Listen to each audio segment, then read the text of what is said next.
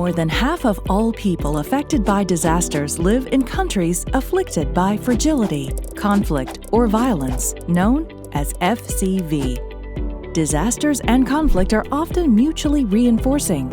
Disasters can exacerbate pre-existing social tensions.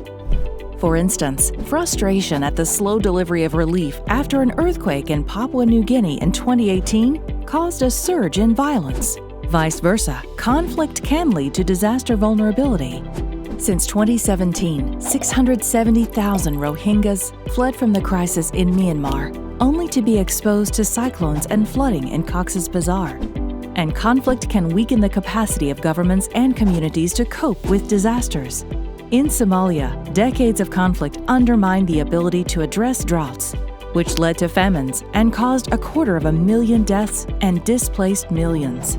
Climate change can multiply these threats, intensifying the severity and frequency of extreme events and exacerbating the risk of conflict by contribution to water stress or food insecurity.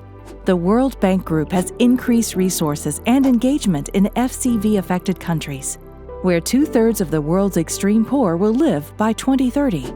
Its new FCV strategy is shifting focus from post-conflict reconstruction to inclusive approaches that address the root causes of vulnerability, even during active conflict. GFDRR, as a global partnership to help developing countries manage disaster and climate risk, has responded to the growing demand for support in FCV contexts, mobilizing close to $50 million in investments since 2016.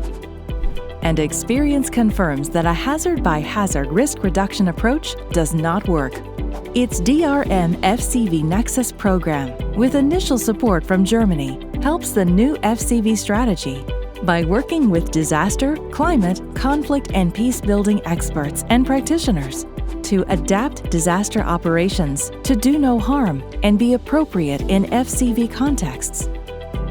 And conversely, to integrate DRM knowledge and tools as possible entry points to support peacebuilding interventions. Because when conflict sensitivity is applied to post-disaster intervention, evidence shows it may lead to long-term positive impact, as seen in the post-tsunami response in Aceh with its peaceful institutional change, and in Myanmar, where Cyclone Nargis response was instrumental in opening the country. Within a year, the program has developed a new framework to integrate both conflict and disaster risks, as done in the early recovery of Cyclone Idai in Zimbabwe. The program is also developing a toolkit for the World Bank, GFDRR, and partners on how to engage in this complex overlay.